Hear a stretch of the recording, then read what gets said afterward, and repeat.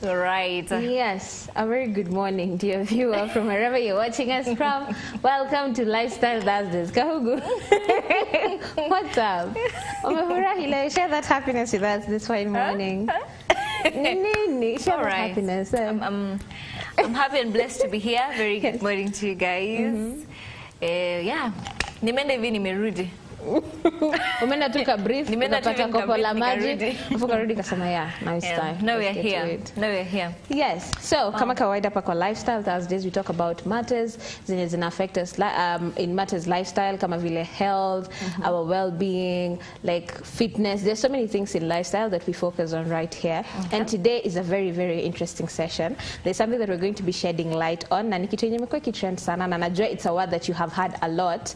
It's a term that you have heard a lot this year. It's about New Year resolutions. At last week, tulikuwa na a guest hapa. We were talking about how people are writing izo New Year resolutions, but hawaeki mental health. Like no one is prioritizing mental health.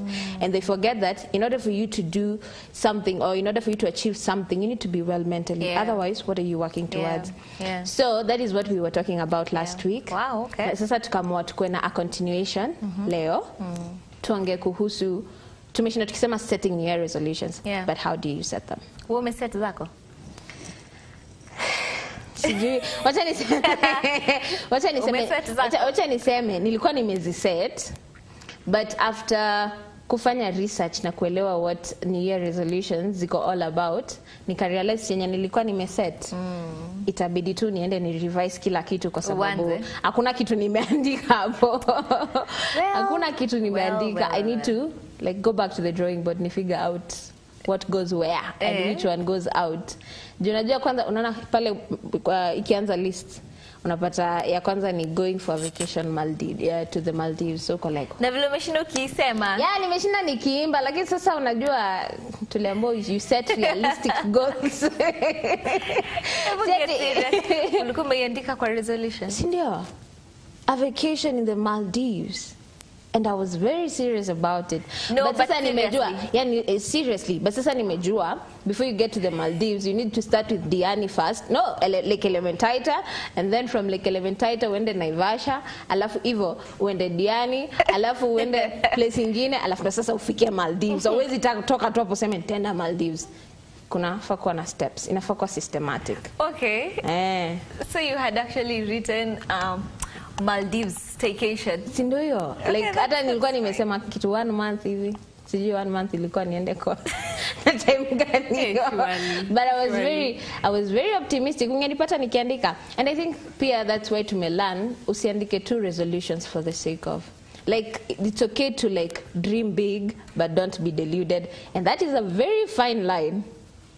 Delusional. Yes. Now, even as you talk about, I've loved what you said about writing New Year resolutions and forgetting to write your mental health as a New Year resolution. Like your mental state as a New Year resolution. You know, I'm a resolution and it's really, really, really working for me. Najua nimeisema kwa Rausha. But now, here's the difference this year and every other year that I've had. So I've started on a very slow and low mode this year. I think kwa sababu nilianza na holiday. Ulianza kia to chill, calm, time to relax. In fact, see, this is my first. Yes, welcome back to Lifestyle officially. In fact, Happy New Year. Happy New Year. For the very first time, if you're watching me for the very first time, my name is Rachel Kahugu. I'm very happy to be here. Yes. Very blessed. Saved again. A little girl with a big God. Imagine it's the first time we go up for.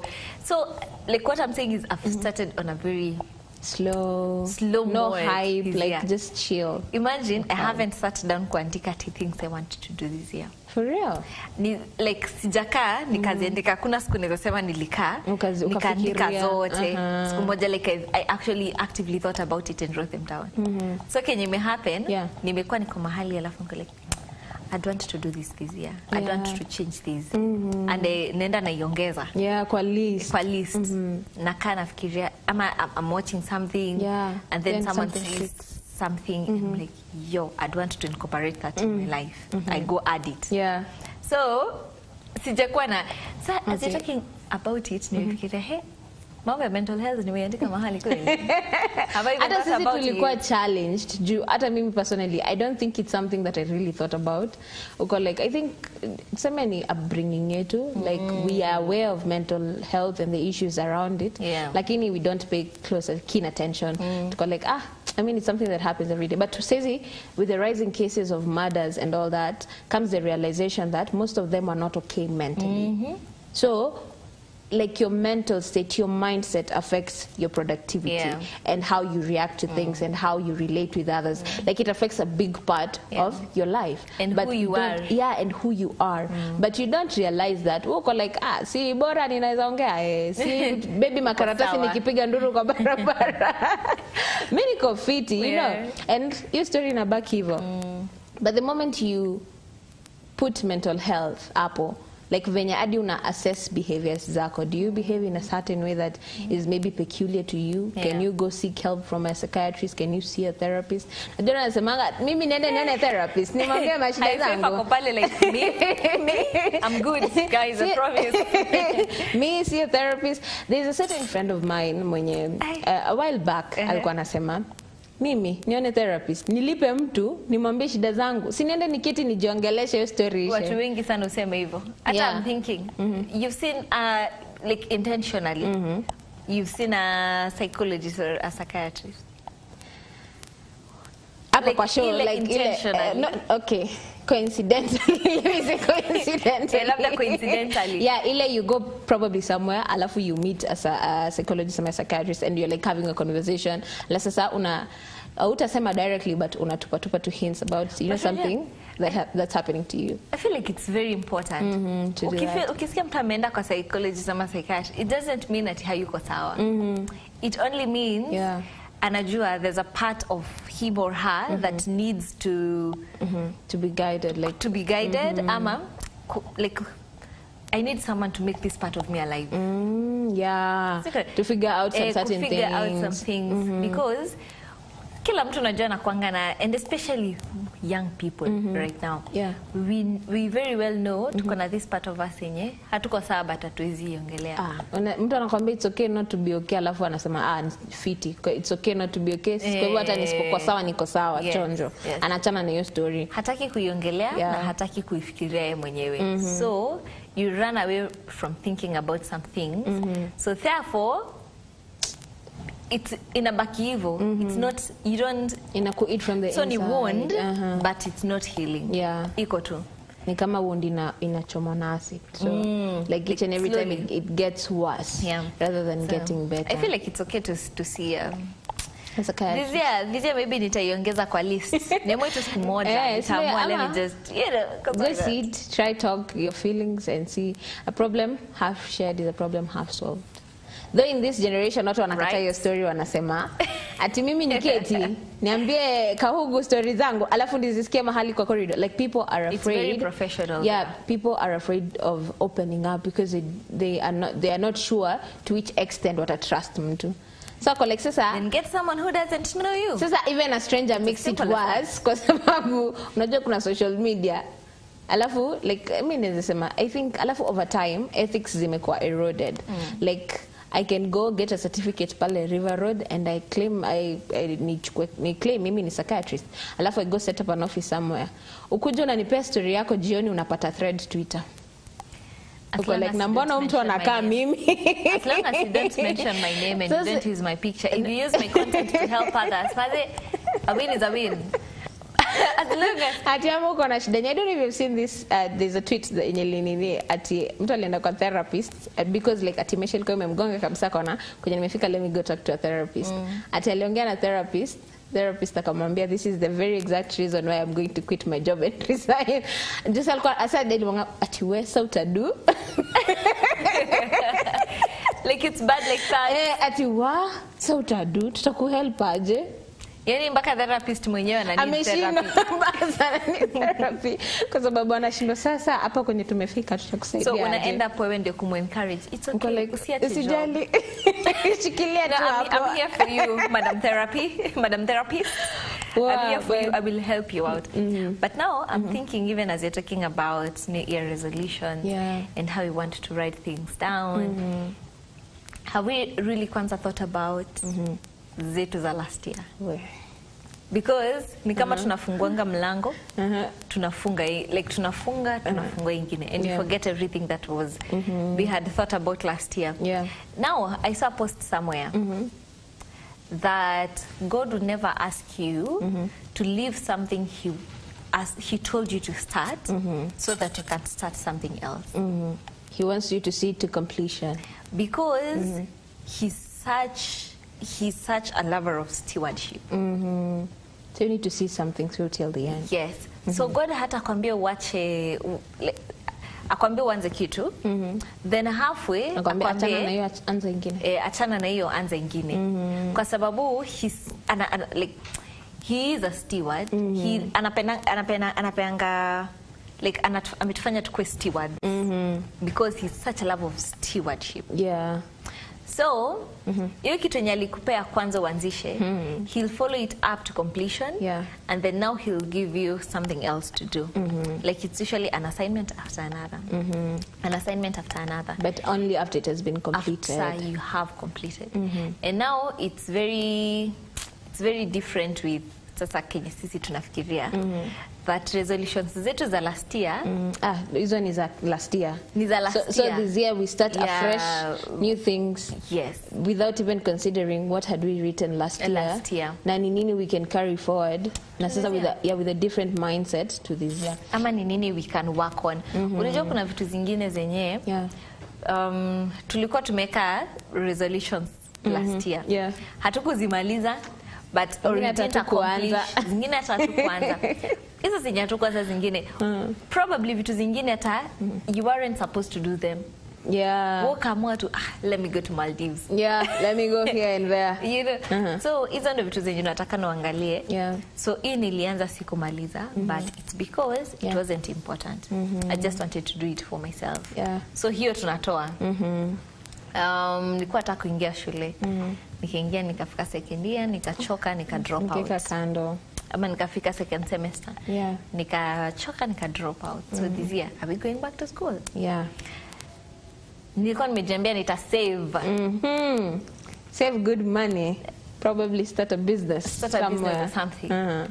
Last year, I only saved 20,000, then used 15,000. So now we have 5,000. So this year, what do we do about it? Without 5,000? Yeah, without 5,000. So how do I go about it? So I feel like we should start from zile zetu za last year. Try and figure out. Kama bedhe ni vizuri kuassess. Ndio jue ni wapi ulikuwa na shortcomings. Ni wapi uli fall short. What are we working on? Exactly. What do I need to work on? Do I need to work on my discipline? Do I need to work on my habits? Ni nini nafaa kufix so that hata nikiandika resolutions for this year, I make sure that I see them till the end. I see them through till the end. Juu sasa unapata kama I think for the longest time I've had going to the Maldives in my bucket list ya New Year resolutions na. Bado madam ako Kenya. So what I need to do is go back. Go back to and understand mbona sijaenda hii Maldives nashinda nikimba. Is it that I'm not saving enough money to take me there? Is it because probably I'm short of time, like siwezi pata enough time kwenda kujenjoy huko, like without leaving a gap somewhere? Is it because alafu probably from there I will know whether it is relevant ama it's something that I can put aside for now and maybe figure it out later with time. Kwa sababu si kila resolution unafaa kufanya. And that is why it's very important for you to be very careful when you're looking at the resolutions. Are they realistic? What is the end goal? Are they smart? Resolutions, are they things that you'd want to do in life? Ama resolutions ni vitu zenye you need to do in life? It's a very specific time. It's a very fine line. Kwa sababu, you know, most of us when we're writing resolutions, we write about what we want. Vitu zenye unaweza ukataka. But not what we need. But not what we need. We look at things that we want, but not what we need. Like probably, let me give an example with me. Nataka kwenda Maldives. It's a want. Probably is instead it really of thinking important right now? No, exactly. So instead of thinking about going to the Maldives, maybe that capital that's ningetumia huko I need to start a venture somewhere, like a business, build a business system. Lakini akili yangu iko kwa want instead of need. So na feel ni kama pia vile tunaandika resolutions tunatakana kuangalia what is the urgency of hizo resolutions zenye tumeandika. Exactly. And something else. Hiyo najua tutaenda tukitafikia hapo, but also how to get to these resolutions, vile to make sure that we are accomplishing every resolution yenye tumeandika. Because tunasemanga tunataka kuanza biashara, but what are you doing about it? What are you doing about it? Msichana ni kukula pesa yote. Kila wakati chocolate ama nguo. Kutumianga pesa here and there. Tulikuwa na annual jana. And kama ukuwatch Rudy Watch ilikuwa Raushwa. It was an amazing show. So alikuwa anatuambia about savings. Vile sometimes all we do is have a budget, write it down. In our minds we already know what you want to do. We are sure ni nini tunataka kufanya. But tukishika hivi pesa. Plans zote, you forget. You literally forget. So alikuwa tuambia, you see this thing yenye we are used to doing, you can get a soft loan hapa. You can get a soft loan there. Niko na mahali naweza pata 10k mbio. Kuna mahali naweza pata 5k mbio.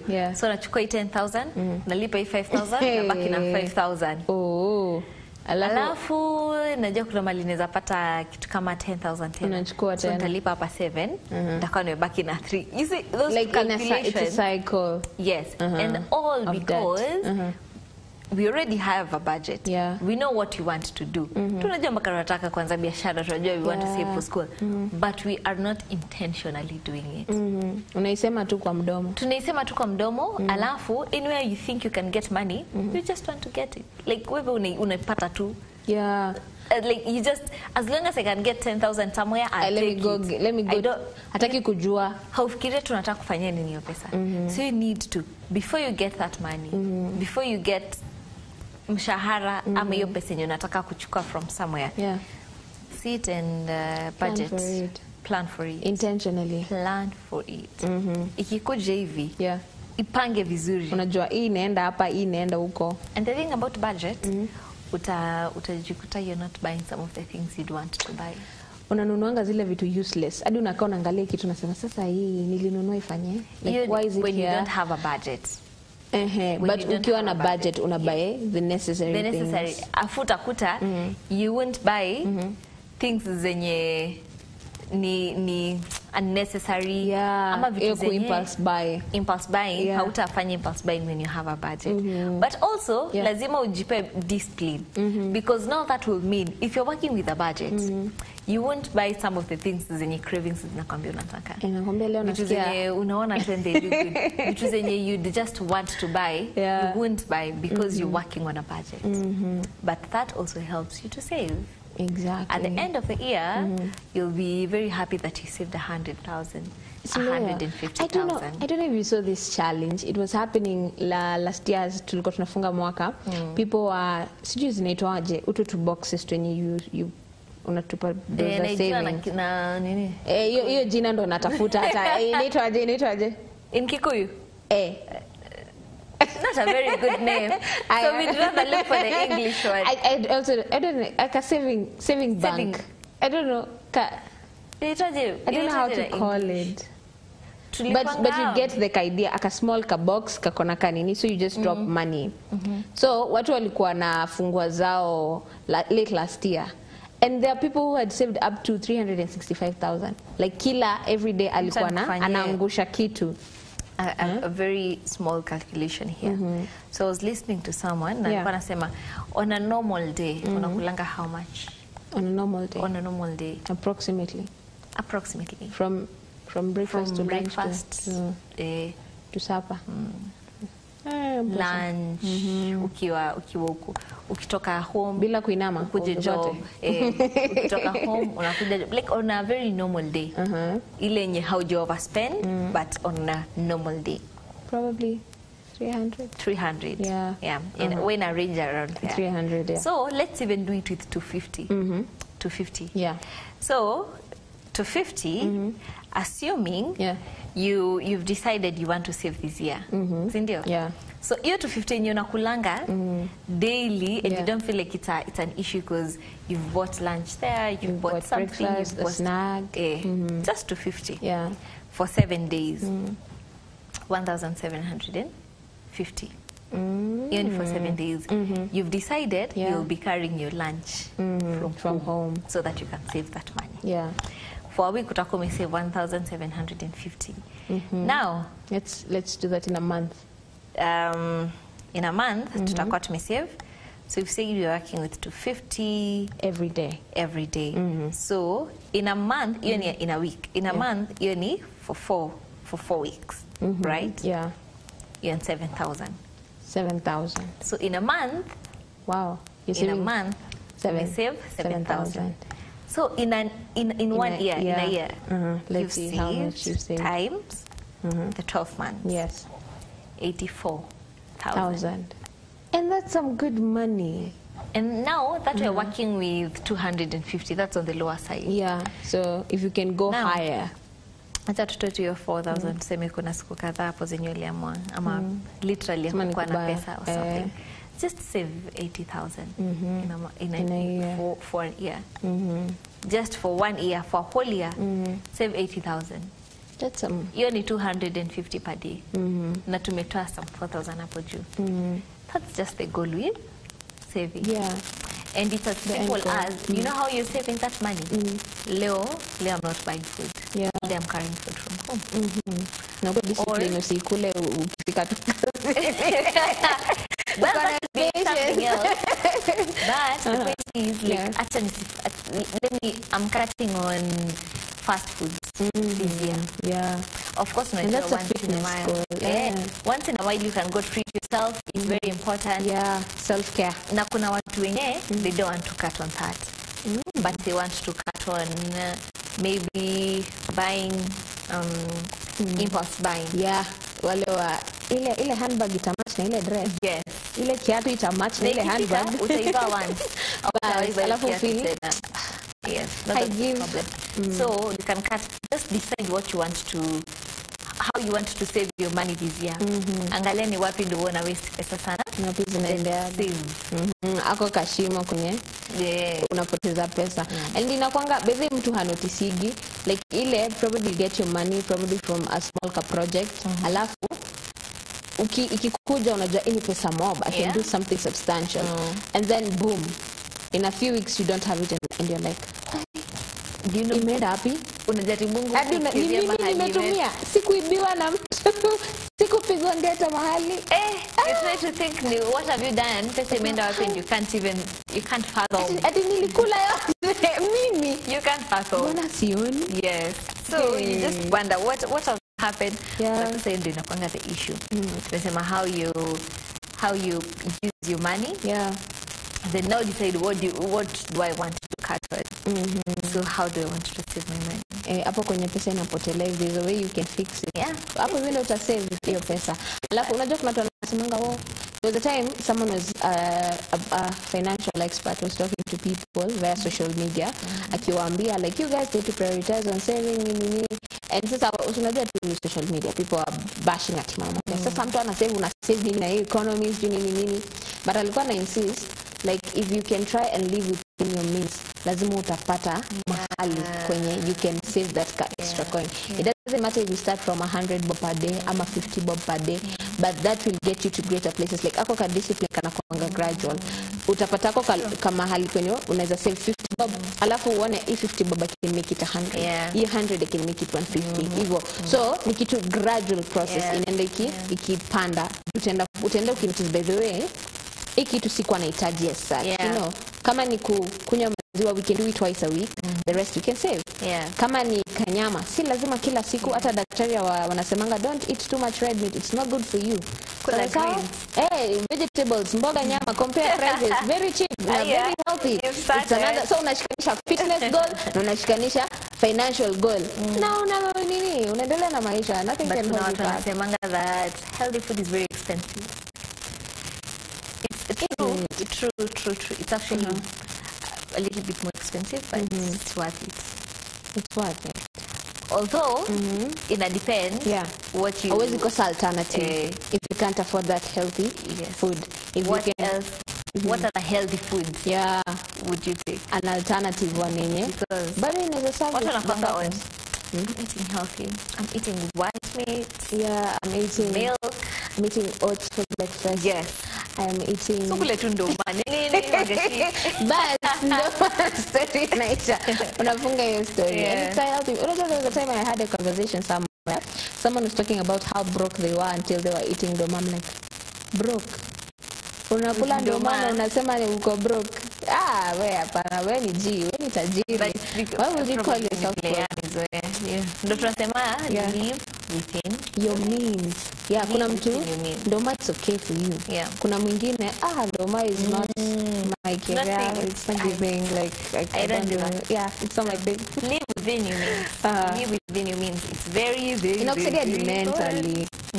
Hautakuwa na stress ati niko na wageni nitawaprovia lini sijui it gives you the happiness that you need. Now that I've mentioned the happiness, I'd also want to know from our people, what is that resolution that you've made this year? Na ushaanza kuifanya na una feel it's actually working. It's giving. It's giving. It's actually I got working. this. So I'd want to know, the resolution again already you've started working on it and you feel like I can feel the change. Ama hakuna bado and it's almost February. We try again next month. Any next month, not next year. Apart from cutting off people, please high for you. Apart from cutting off people, because I know we had talked about it and everyone was like, yeah. By the way, we had a whole conversation about friendship and cutting off people. Na feel ni kama after that conversation, I end up knowing sisi ndio tuko na shida. Sisi ndio like the one cutting off people. Yes. You're the one with the problem. Because wewe ndio haujaweza define friendships. Exactly. Who are your friends? Who are colleagues? And how who are acquaintances? Yes. How to vile kuweka your friends. How to place and where to place your friends. So that is what causes watu wanakuwa na ile beef. Kuna watu nina cut off. I feel like inatakana kwa resolution ya everyone. Know how to place your friends. Know how to place your friends. Not everyone will be your close friend. Not everyone will be your best friend. Yes. But pia usiwe na issue na watu. Usiwe na issue na watu, but know where to place your friends. Exactly. That is very, very important. That's very important. So, wewe ni nini gani umeanza? Before the break. Unataka ni jinx. Unataka ni jinx. Wacha tuende break turudi alafu nikuwe nimefikiria kama ninataka kuishare kwa sababu I don't want to jinx it. Like nimeishi kuandika since 2019 I've been writing this resolution. So I don't want to jinx it. Guys, send us your feedback at 0721-105-105. WhatsApp, I'm a normal text. I'm a 23814 SMS code, which is absolutely free. Appear MBCI TV, Facebook, and YouTube to come live. Tell us, what resolution have you made and you have started working on it this particular year? Tukirudi, I might be sharing mine, so stick around for that. We'll be waiting for you to share. Also, the short code is not working. Please make sure it's not on us. So please use the WhatsApp. Normal text on the WhatsApp number. You can also use the live on Facebook and the live on YouTube. So text us. Tuambie ni resolutions gani hizo ndo uko nazo na ni gani ndo ushaanza kuwork on them already. So we can be right back after this very, very, very short break.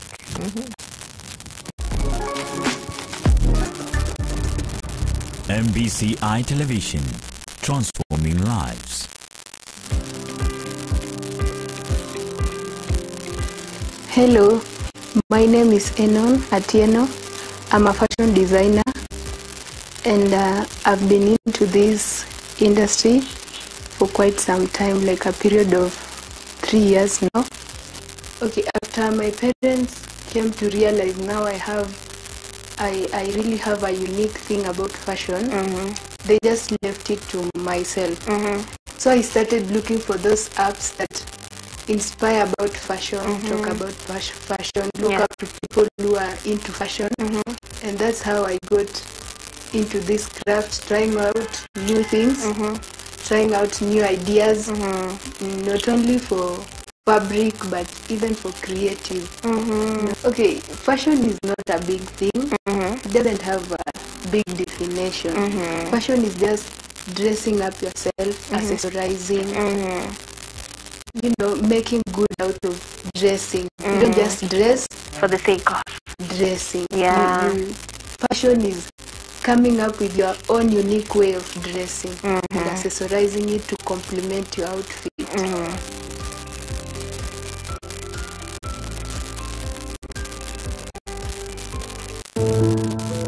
Welcome to Africa International University, where education meets transformation.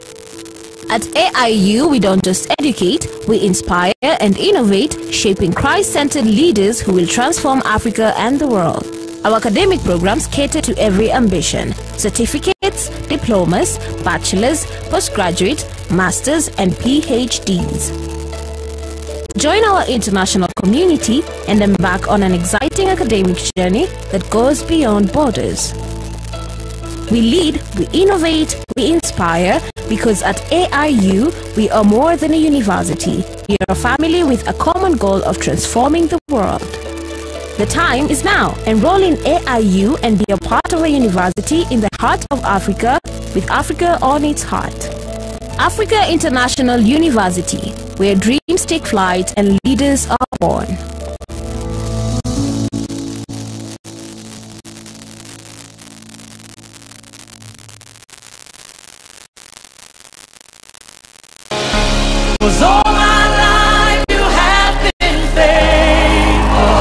You are invited for the New Beginnings prayer meeting at the Faith Harvest International Churches at Roy Samo on TRM Drive inside the Word Mega Tent behind Jewel Complex. Hosted by Overseer Reverend Virginia Ngana, Senior Pastor Steve Njuguna, Pastor Paul Gidai, Pastor Benjamin Kuria, and Pastor Danson Gugi. The guest speaker will be Apostle Julius Subi of Exploits Worship Center. Time to enter where you have never entered. Am I talking to somebody? Our theme verse is from Isaiah 43:19. Behold, I will do a new thing. Now it shall spring forth. Shall you not know it? I will even make a road in the wilderness and rivers in the desert. Come, we pray for our destinies, families, and our nation, Kenya. This meeting is interdenominational, free, and open to all. It will be live on all social media pages at Faith Harvest International Churches. Karibu.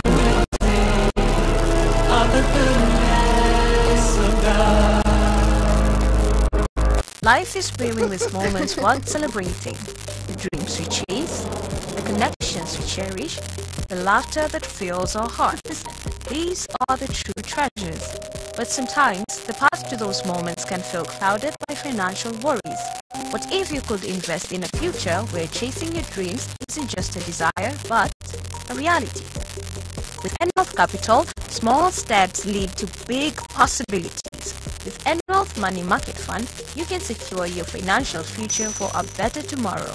Meticulously crafted for growth, carefully managed for safety of your investments and growth, you can invest as little as 1,000 Kenyan shillings. Whether you yearn for the freedom to travel, the joy of owning a home, or the security of a comfortable retirement, we enable your dreams to reality.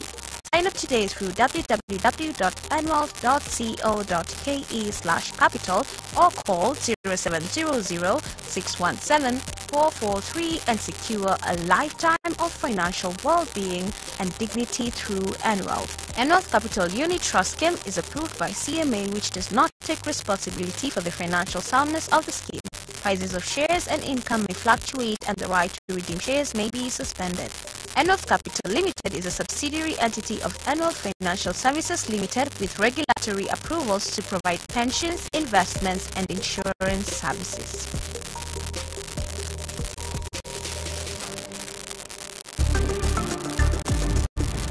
MBCI Television, transforming lives. We are back. Yes, welcome back, guys. Remember, this is Lifestyle Thursdays with me, Sylvia Wanja and Rachel Kahugu. absolutely. Now let's talk about New Year resolutions. New Year resolutions, but now we wanted to understand what they are, what they involve, and what you should prioritize when you're setting those New Year resolutions for you to follow. Now, it's the last Friday, Thursday of the month. Yeah. Right? Next month, Feb. Ndio January imeisha. Boom, just like that. Tutafunga month Jamani. for 2025. So make sure you follow through those resolutions and you're set. Kama huko umeset. Already you've said that end of realistic age. I'm telling you, it's a bit too serious. It's a bit too serious for life. Like you're already talking about 2025. Yeah, like najua wengine wetu ikifika 2025 we start. It's like so hata wacha zivia next year is a very serious year. A very serious year. Unaangalia miaka uko like wewe tuwezi reverse tu kidogo. No, but I really appreciate for the age that we are. By the way, I noticed something. I niliona wapi that is it the UN declare 2021 to 2021 mpaka 2030 as the healthy but inatakana kwa the decade ya healthy aging. Oh, wow, for real. But yeah, I think I agree with that. Let me give an example personally, like place home. There's a certain group of women, like women who are almost my mom's age. Wanamkanga asubuhi ku workout. Literally they run, alafu unajua kwetu ni milima, mabonde, kwanza milima. And you find them milima, kabonde kada milima. So like you find them milima, alafu mabonde. But so imagine like you find women your mom's age. Asubuhi hiyo wakati mimi nimengangana na kabag na kuja kazi, wao wamengangana. Like wanachochana alafu like they even go chanting together. 1 2 3 4 1 2 like kama military. And I'm like, oh wow, what am I doing with my small age? Like they're almost twice my age and wako so passionate about fitness to the point that wanaamka in the wee hours. Sana patananga nao wakirudi mimi nikienda like sasa imagine waliamka saa ngapi ndo watoke waende wakichanti hivyo pamoja, and it's like a huge group of people. Hey, it's actually true. It's actually true. So the UN, you can even Google your own time. Yeah. But from 2021 to 2030 is the decade of healthy aging. Like that's so how beautiful is that? And in terms of it's in terms of eating, working out, and sasa wameanza kuongelea sasa the young people issues blah blah blah. So wako around 50, 60. Eat well. Yeah. You've seen someone.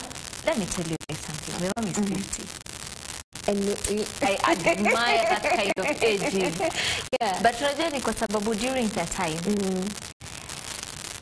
you wouldn't junk food wasn't like I want to age like that. Like I want to age like that. You walk around with her, people are like, is she a sister? And then you're like, you see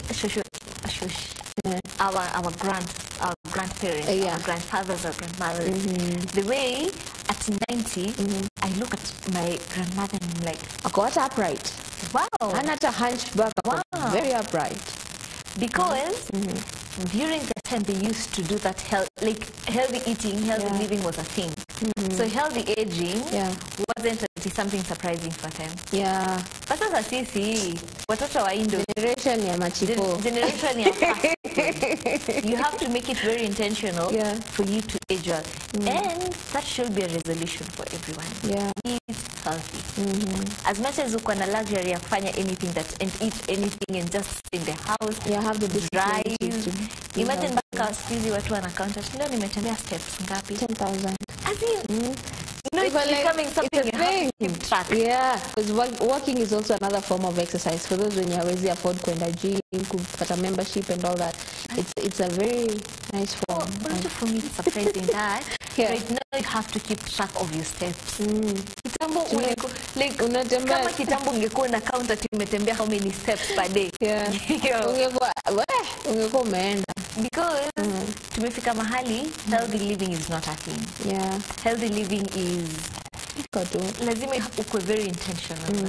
So for resolutions, even as you're talking about resolutions, make sure that one of your resolutions is healthy living. And you're saying healthy living in terms of what you eat, how you exercise, and generally even your mental state. Yeah, the mental state is very healthy important. Mental state. If you're not okay mentally, there's nothing that you won't be productive because everything starts from right here. Yeah. So if you don't take care of here, utakuwa sawa. That kind of reminds me of another situation. There was a time we went for an event. Ilikuwa on World, I think, Physiotherapy Day.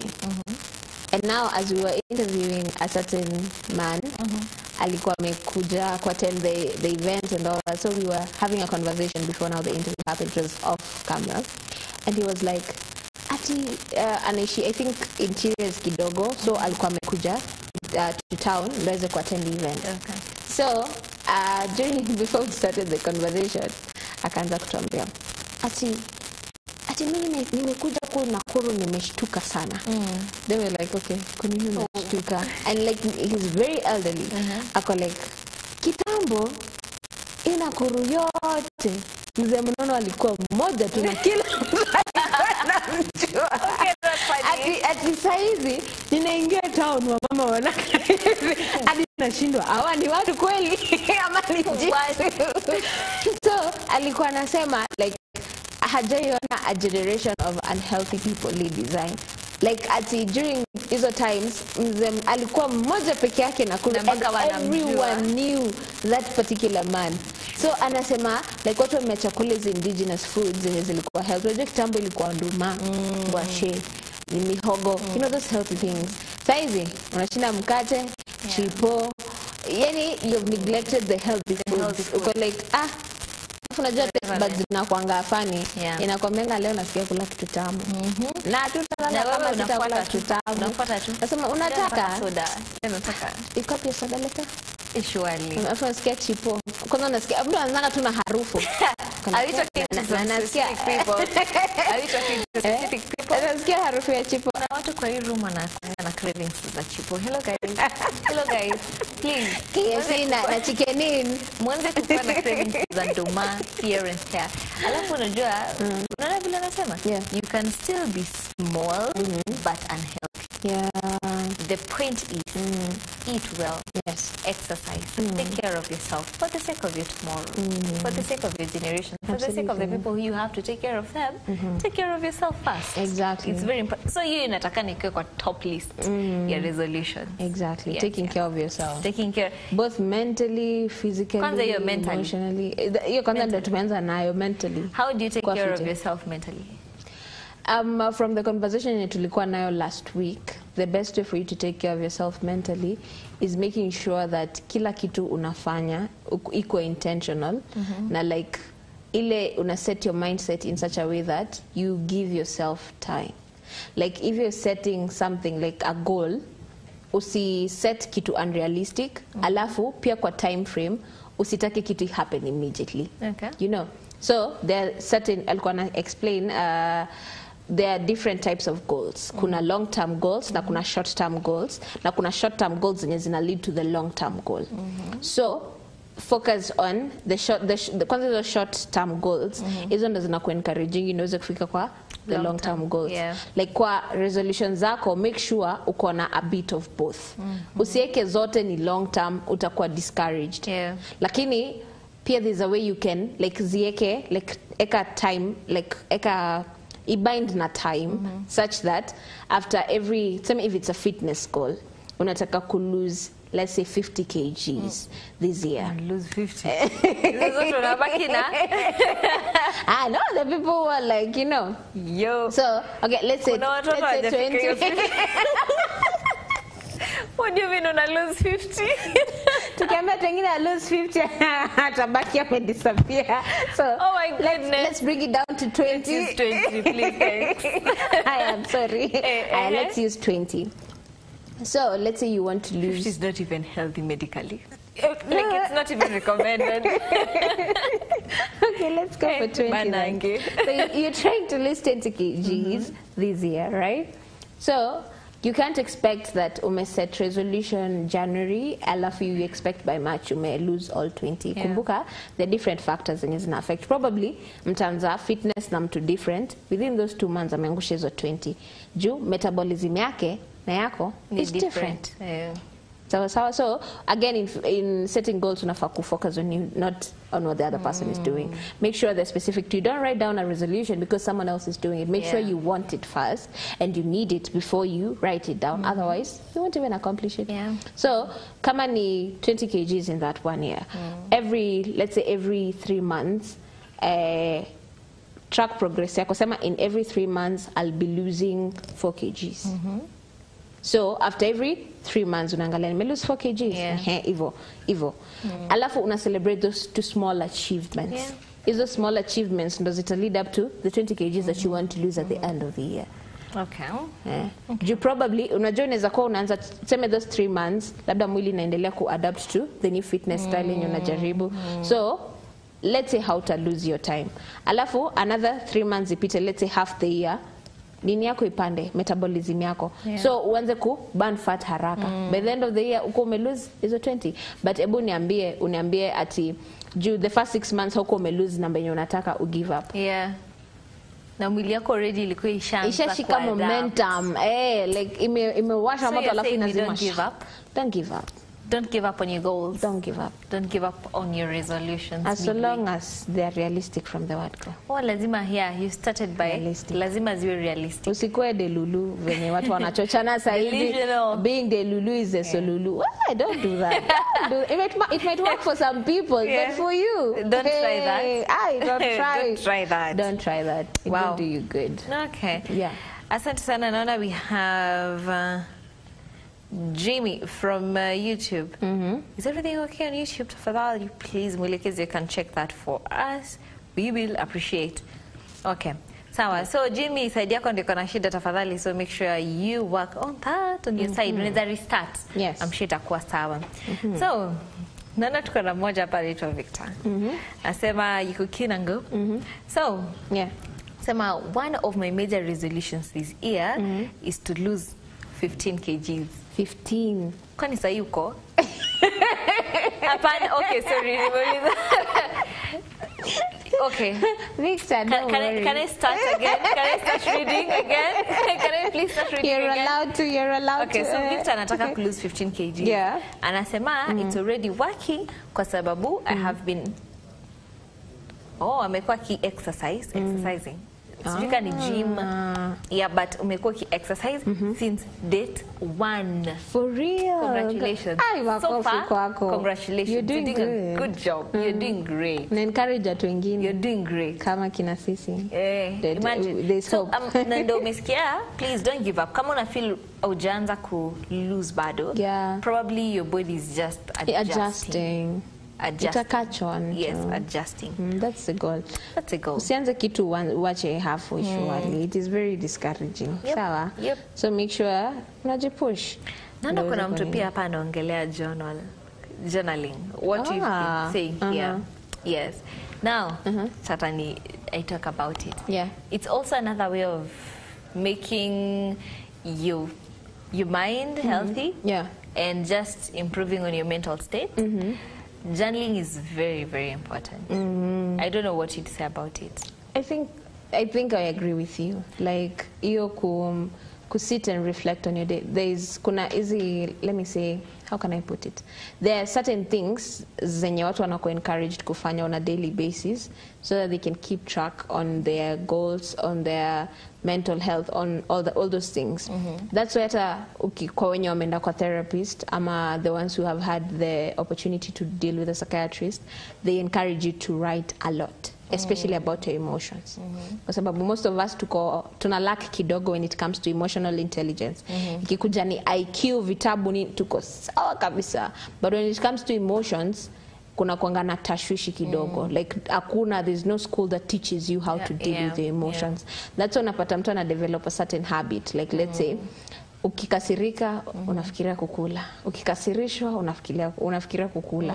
Like ama like mtu hayuko emotionally intelligent ajue this is an emotion, I need to separate it from the physical. So wanaku encourage to write down your feelings. It really works. Really works.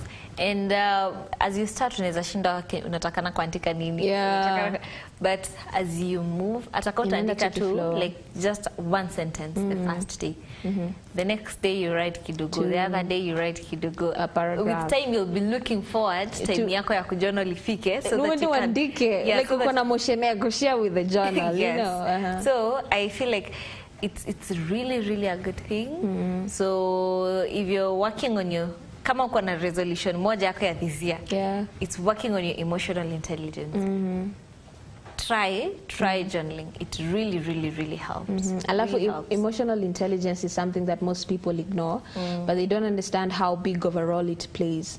In order for you to run a business, you need to be emotionally intelligent.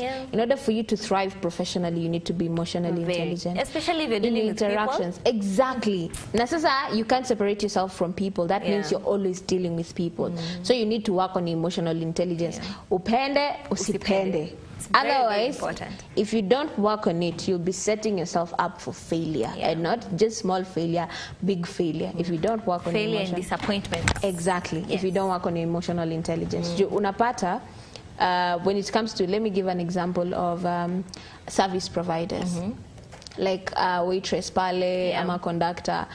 Kuna mtu anaweza kujibu vibaya, ama the M-Pesa lady wa wapale kwenye unataka nini? Si ongea na nguvu.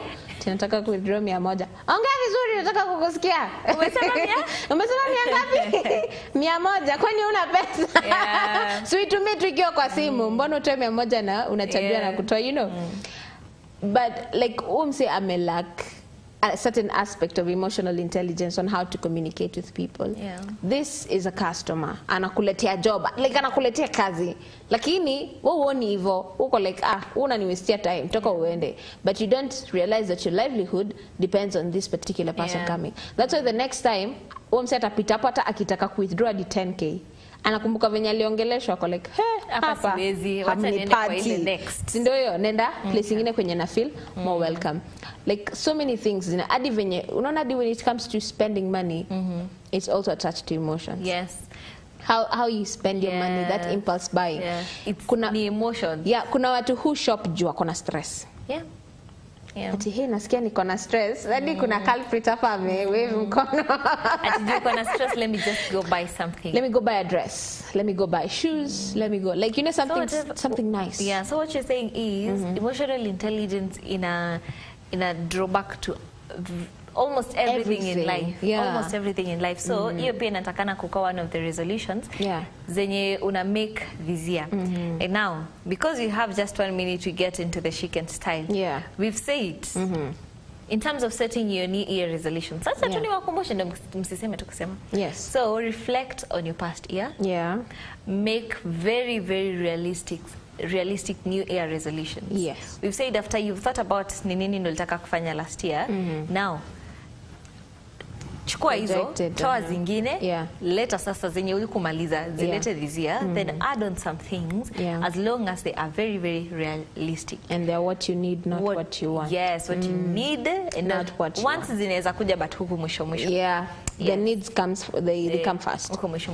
And then also we say it, anza na short term, and then they lead you into the long term goals. Alafu najekeka time frame. But above all, work on your mental state. It's very important. Let's get into the chic and style. Absolutely.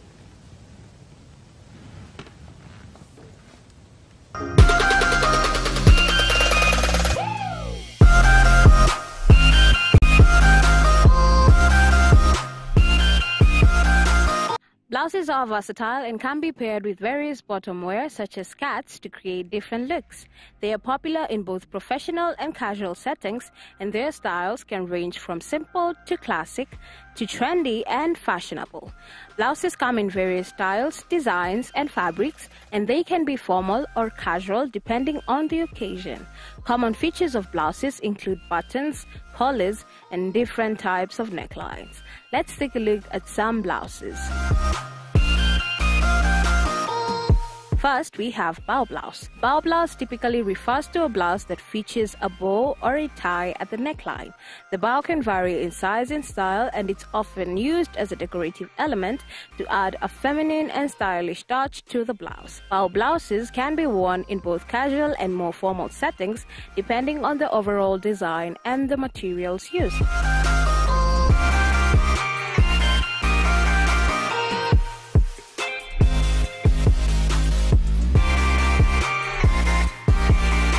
Number 2, we have corset blouse. A corset blouse refers to a blouse that incorporates elements of a corset into its design. A corset is a close-fitting, often bond undergarment that is designed to shape and support the waist. When these corset-like features are integrated into a blouse, it can create a garment with a fitted and structured look, often emphasizing on the waist.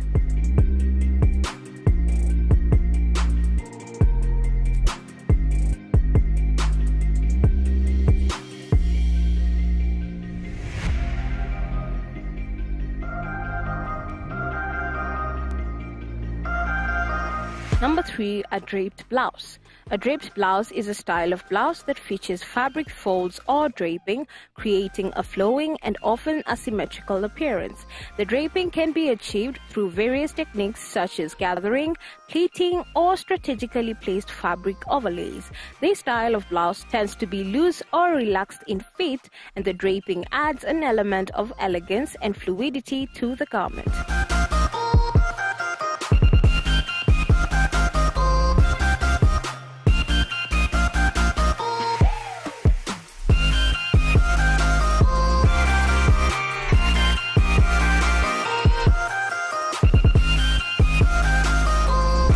Number 4, a dress shirt. A dress shirt is a type of shirt traditionally worn with formal attire, such as dress skirts in professional or semi-formal settings. It's a button-up shirt with a collar, long sleeves, and cuffs. Dress shirts are considered a staple in many women's formal and business wardrobes. In recent years, dress shirts have become very popular, and they come tailored in different styles adapted to suit different body shapes and preferences.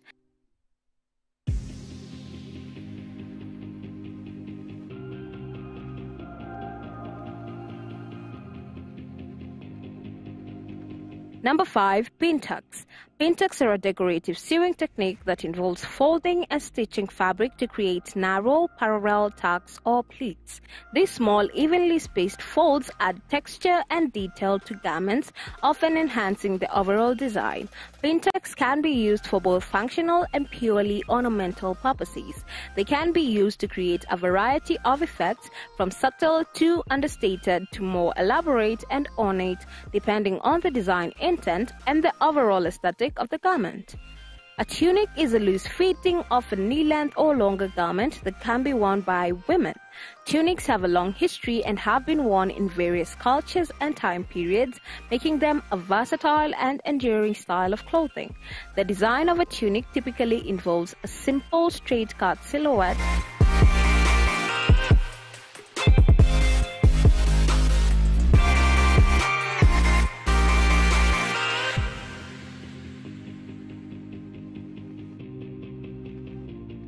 that may be belted or loose. A kimono is a traditional Japanese garment known for its distinctive T-shape, straight-line cut sleeves. Kimonos are worn by women and are often associated with formal occasions, ceremonies, and traditional celebrations in Japan. They come in various styles and are made from different fabrics, each suited for specific occasions.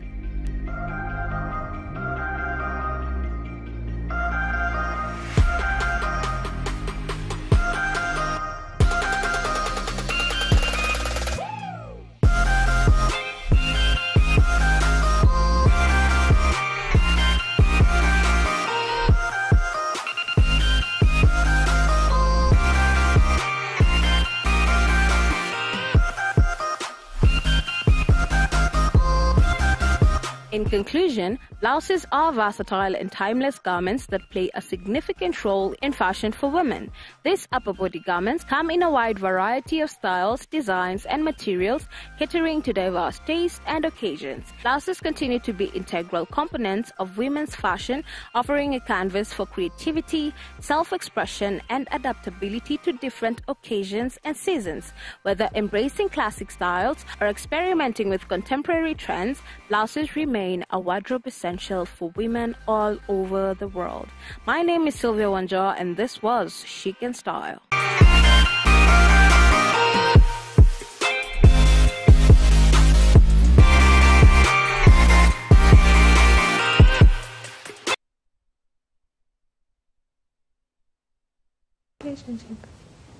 Yeah.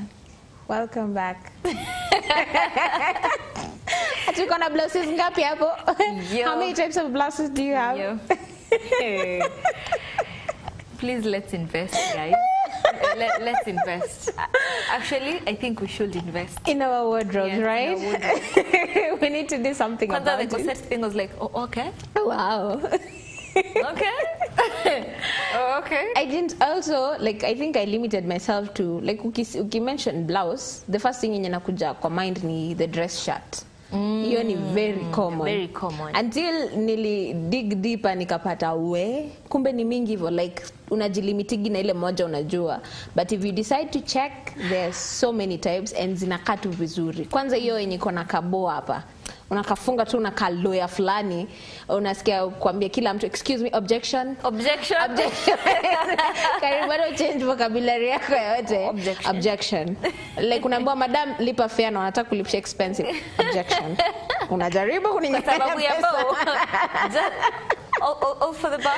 Yeah, because of this? No, come on, don't do that. But really, I feel like as ladies, we have so much you can do with our dressing it. Like, for some reason, tunakuanga very limited in our minds. Yeah, but we have options. Very many options. We have. Monadi ako ka draped blouse venye kanaka vizuri. Like iko na two gathers. Unajua kuna tu they are afraid. I have ever tried that in my life, and you know. I need a stylist. I need a stylist. Mwenye atakusaidia kuzimatch. Niliwahi kimono. Kimono, why? Sijui. I think I have a kimono. So maybe to never dresses. Like what to say? But these are the ones who love wearing skirts, but they now have a variety they can choose from. Like si lazima ikuwe dress shirt kila wakati. Jishtue wear that draped blouse hata kama kahugu hataki kuisikia. Wear baggy t-shirts all the way. Baggy t-shirts to the people. Wale watu wetu wa baggy t-shirts. Live like your fellow ladies. You have things you can do. So just check out the different blouses. Yeah, which one suits you best.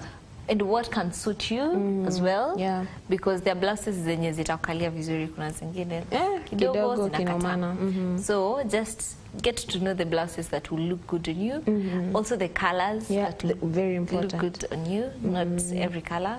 Yeah. So work on that. Not everything will. I actually realized there was a time I was following through with a certain conversation with a stylist, a very popular stylist. You do follow conversations with stylists? Yeah, like ile ya kuwatch kwa YouTube seti one on one, lakini yes, napenda kuangalia what is happening, like what is trending, no, that's what really is nice. Yeah. Is it? No, for real, actually.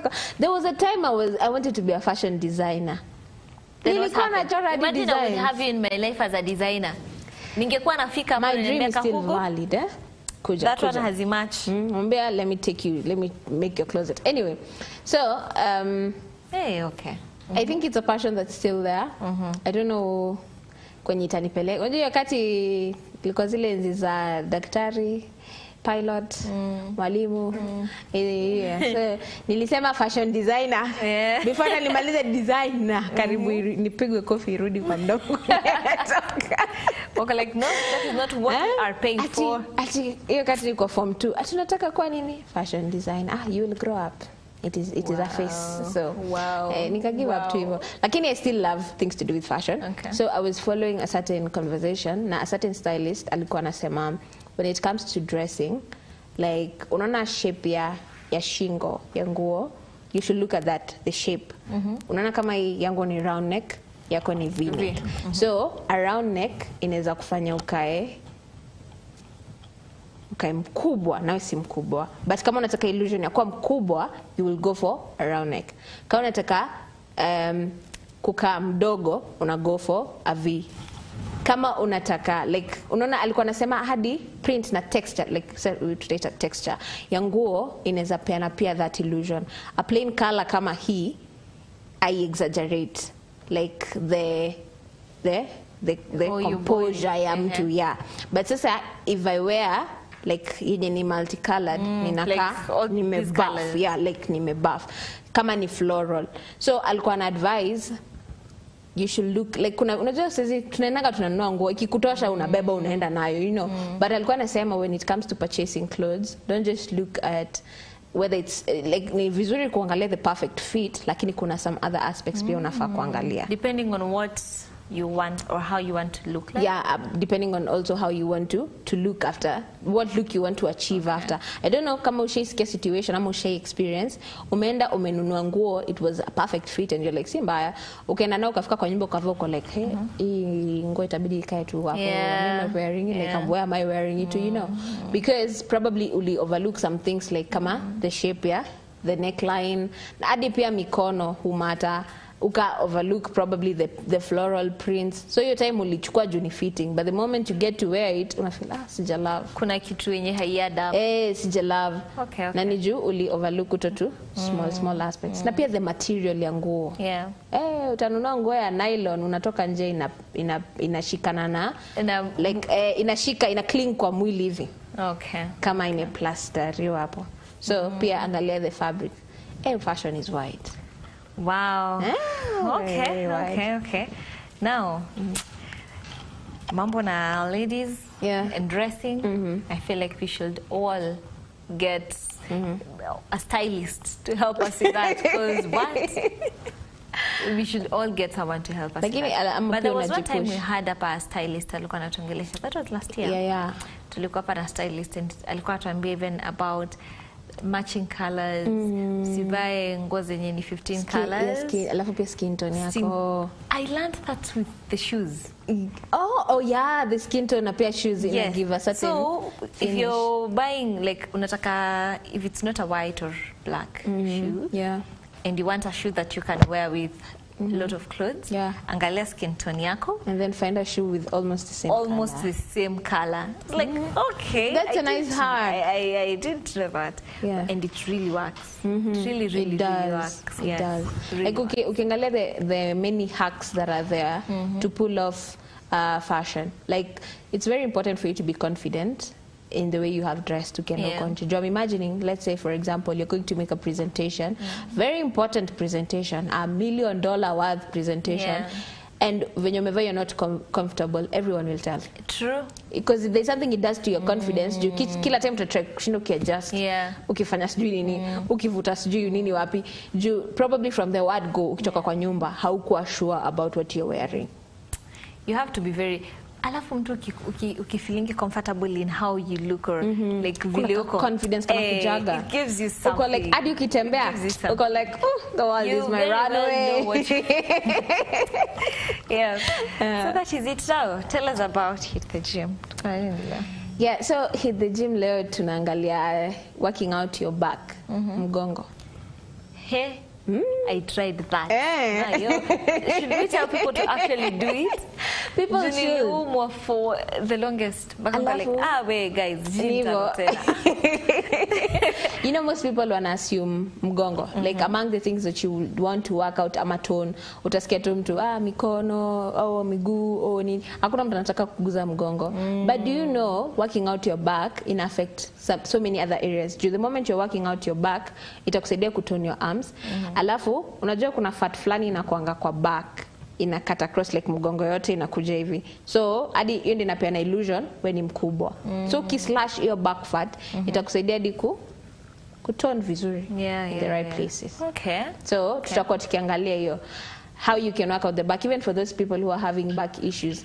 Probably ni because alafu sijui kama ume notice going to the gym ama working out inakusaidia na posture. Like kama ulikuwa unaketingi na hunchback, unajua ukienda gym ama ukiwork out kuna certain posture unafaa kuwa nayo. So unajipata tu automatically umekaa upright. Like you won't sit slouching, you won't sit sijui aje. Unaona? Unajua uja notice umekaa upright. Unajua mimi, let me tell you. I don't mean make up right. Like it just happens. So, but I think I got the training from somewhere else. When I was in a high school, and shout out to my high school principal. Yeah. And I retired. Yeah. I love that lady. I love that lady. You know, I did that again for SNS. Hey, Jamani, whatever is happening with me. Now, please can you just forget that part for today? It's on a fine Thursday. The moment we close this show, we are going to continue. Hi, ready. To be continued. Now, I was telling you. Yeah. You see that one person you meet in your lifetime, somewhere through mahali, and even after years, you still remember them. Yeah. Imagine me nilimaliza high school in a campus now I'm working, but I still remember her. Wow. And you've even worked with her. Oh yeah, I remember. Yes, you worked with her. Imagine I'm every time. Wow. You've worked with her, and I've met her mara kadhaa afterwards. So when I was in high school, she was so strict with, and you know it was a girls' school. Yeah. Akikupata unatembea hivi, hata anaweza kupiga. Alikuwa anambia kila mtu upright. Because it works on your confidence. Yeah. For some reason that gives you some confidence. And you know back then, you don't know it. Uko like, uniache nitembe venye nataka. But you wouldn't, akiwa, you wouldn't sit like this in class, you wouldn't walk like this. So yalikuanga always, make sure your head is up there. Like, stay upright. Yeah. Unaangalia chini, what are you looking for down there? Why is that? Because what else can you do? But right now, you appreciate what happened. That and very many other lessons she taught. Wow. Yeah. That's amazing. Apparently. So learn how to keep your head high. You. Yes. Don't slouch. So mesema hiyo ndio tunaangalia leo. So if you have that issue ama una feel niko na mgongo, you can work out. Yeah, kuna venye instructor to explain how you can work out without hurting your back. For one, watu wengine wakitumia weights na vitu kama hizo, you won't use weights so that you can ukuwe na less impact kwa mgongo yako. Okay. But most of the time back problems zinakosiangwa na posture yenye unaketi. So proper form is important. It's very, very important. Yeah. Okay. Now we'll be getting Basi into the Heath gym so that we can get to see how to work out your back. And if it's one of your resolutions this year, this should be your first time sasa kuanza ku-work out. Hata kama uta work out kwa nyumba. Work out kidogo and then make sure every Thursday you always have this segment to Hit the Gym. Yeah, so if you're not going for the actual physical gym, tukisha kufunza hapa kwa Hit the Gym what you're supposed to be working out. So make sure hii wiki mpaka Thursday do that. Every single day kidogo. Alafu Thursday again you'll bring something else and then you work out with that. Vile tumekuonesha that routine. But for today you said we are working on our backs. Yes. Hit the gym, but of course after Hit the Gym, Sisi, it's a wrap. Since it's a wrap for us, thank you so much for tuning in. We'll see you next week on Thursday, but of course tutakuwa hapa kesho Raushwa from 7:35 in the morning. But for Lifestyle Thursday, we'll be seeing you next week. Same place, same time. Yes. Tutapatana na nyinyi kesho 8:30 p.m. pale ndani ya Meet the HR, and you don't want to miss it. This one is inikali. Inikali. Hata sitaki kuchoma. Najua mmewatch promo. So I will see you guys then. Okay. Yes. So I'll see you guys. Thank you for tuning in. Absolutely. Bye. Enjoy the rest of your viewing.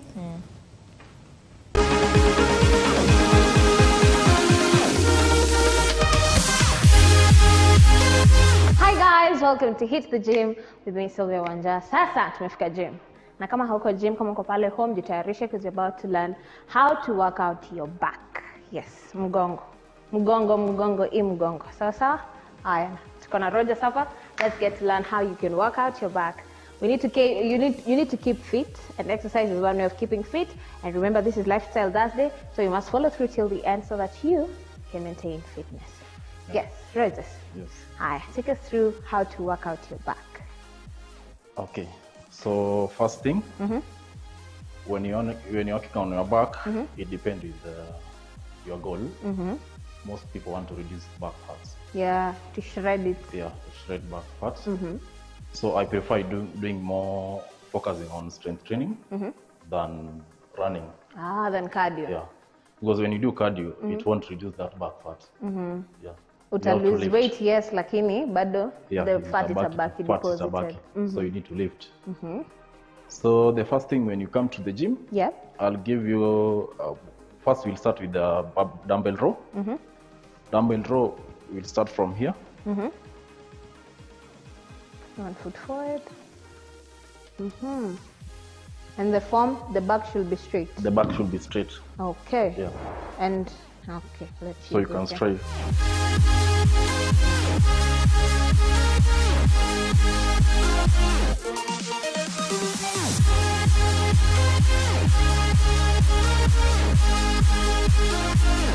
And the weight, how do you know which weight is ideal for you? You come here and you may struggle.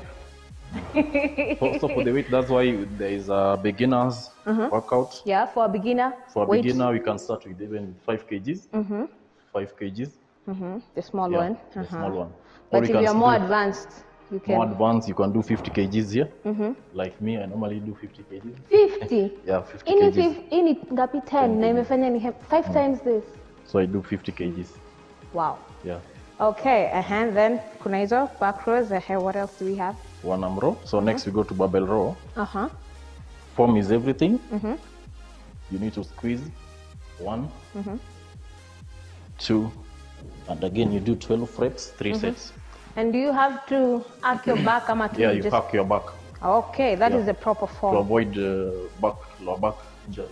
Okay, arc your back to prevent an injury on your back. Okay.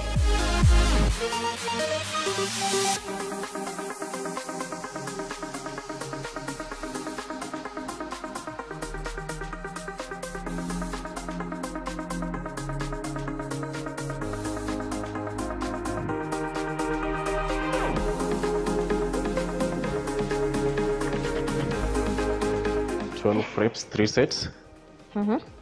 Barbell row. Yeah. Next, lat pull down. Cable lat pull down. So you bring weight on your chest. You squeeze. Then you slow down. Squeeze. Then you slow down.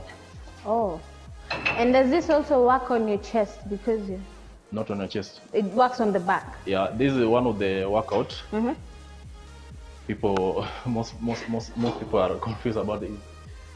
So it's a back workout, not a. Oh.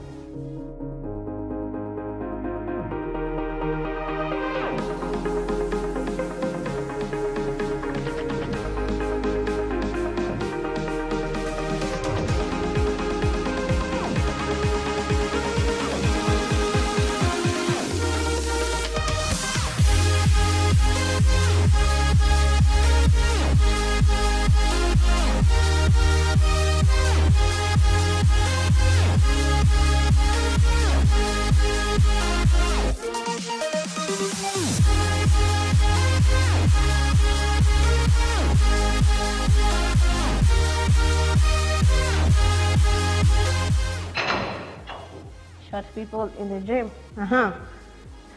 Next. Yeah. We've called this wide grip. Wide pull down.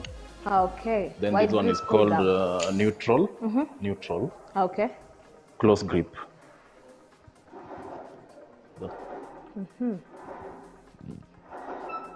So you pull it all the way down. All the way down. Okay. Then again you need to work your back. And your legs, do I need to squat? No. You don't need to squat. Straight. Okay. At least you need to bend a bit. Okay, there.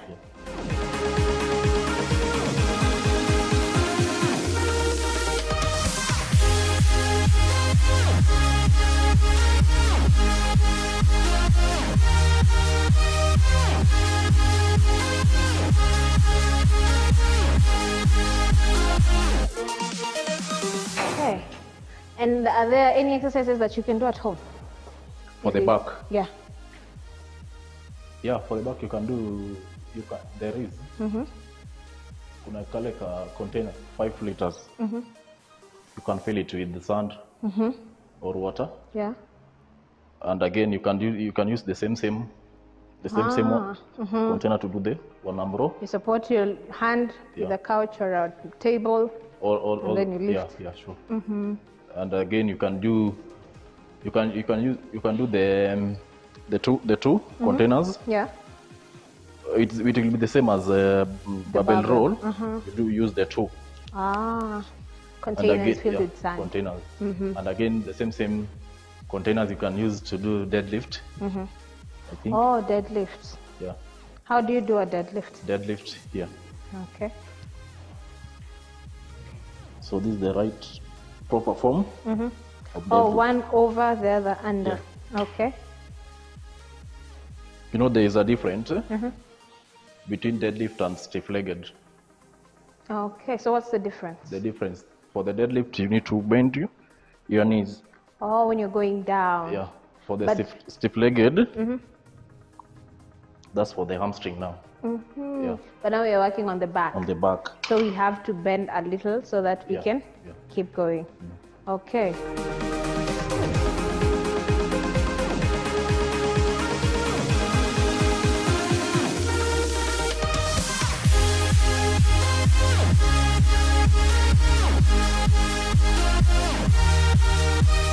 Should the back be act? Huh? The back? Yeah. When you're going down. Okay. Guys, remember to maintain proper form. It is very important to maintain proper form. Usitoke na injuries na umeenda kukua healthy. Sawa sawa? Yes. Any other workout for the back? Face pull.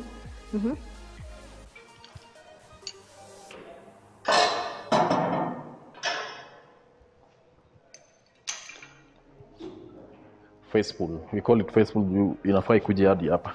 Oh. Yeah. And you won't fall. What if you let go? You fall because see you. So this is the palm. Then you squeeze towards your head. Yeah. Okay.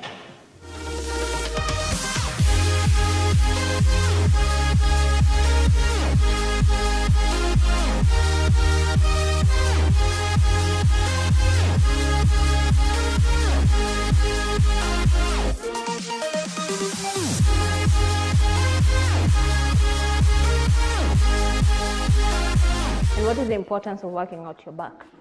Back. Mbona ni work out mgongo?